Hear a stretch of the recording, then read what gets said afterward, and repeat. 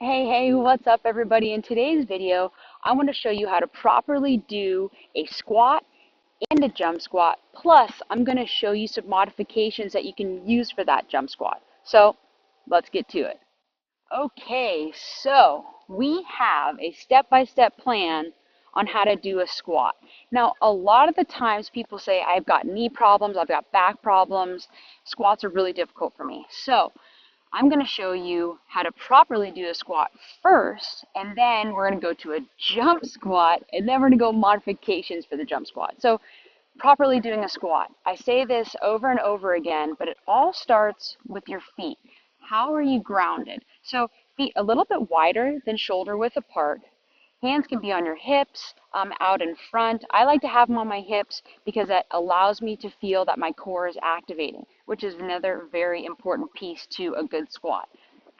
So let's start with the ground up. Where are my feet? Okay, a little bit wider than shoulder width. If you have knee problems, they can just be turned out slightly, okay? Then your knees are always bent in that athletic position, like if someone could be running at you, you'd be able to kind of jump out of the way. That's a really athletic position. Where are my hips? I want my hips to be directly under my shoulders. So as you can see, my hips are back here, right?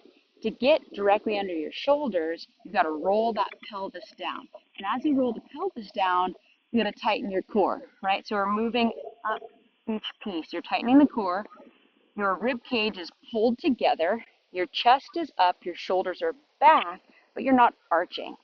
Those shoulders are over your hips. The chin is up, and you're looking to me. So even if you just go through those steps, it's a great exercise without actually moving your legs at all. But let's go through that squat, okay? So here we go. Feet wider than shoulder width, knees a little bit bent, hips right underneath my shoulders, core super tight, hands by my side, chest back, chin up, core tight, and you're going to lower down. If you need to have your hands out in front here, that's okay. As you lower down, I want you to try to squeeze your knees together and at the same time pull your core in. And as you come up, you're going to drive off of your heels. Super, super important. Drive off your heels as you stand. So from the side, I'm going to go through that entire step-by-step process again because it's so important that you nail from the ground up.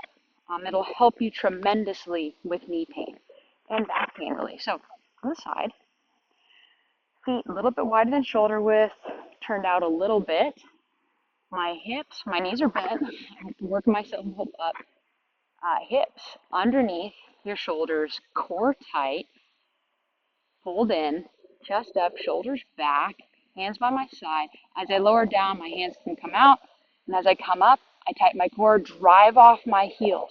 You really want to feel a firing in your butt and in your hamstrings. Now, if going down so low, like a 90-degree angle is too much, what I want you to do is go down halfway. So halfway, same principles, push back up through your heels. So important that your chest stays up as well. Because watch what happens when I squat down and I point my chest down. What happens to my butt?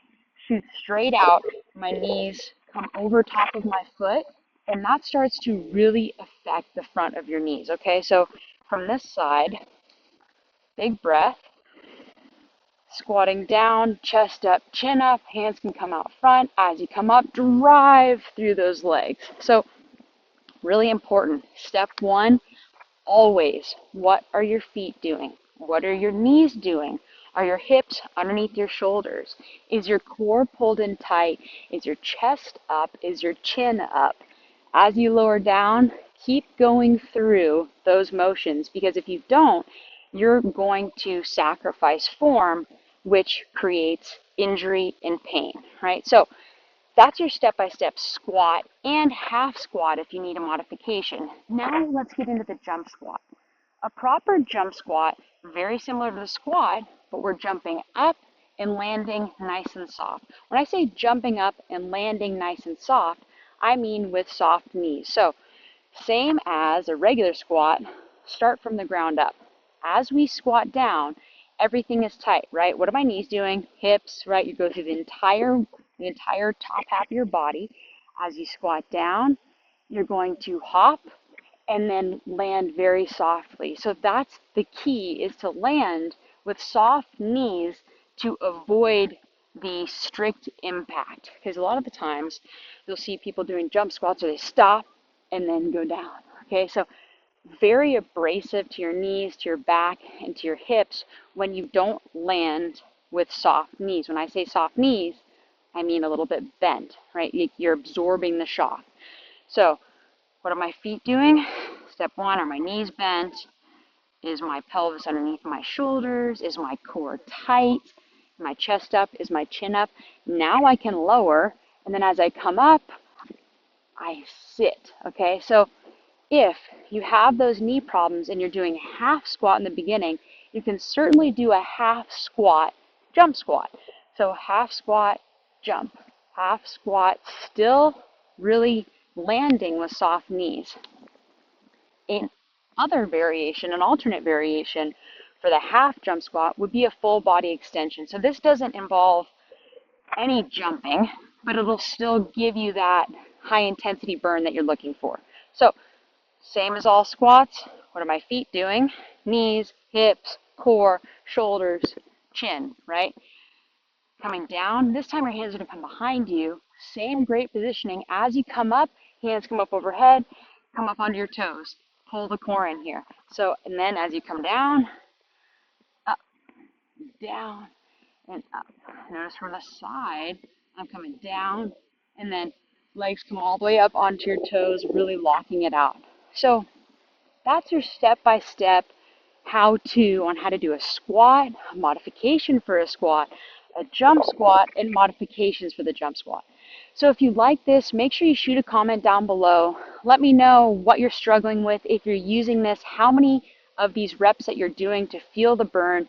If you're feeling pain, where are you feeling pain? And make sure you subscribe to the channel if you like what you're seeing, because I'm posting a lot of videos on how to, plus how to get low impact, high intensity workouts. All right, so I'll see you guys real soon.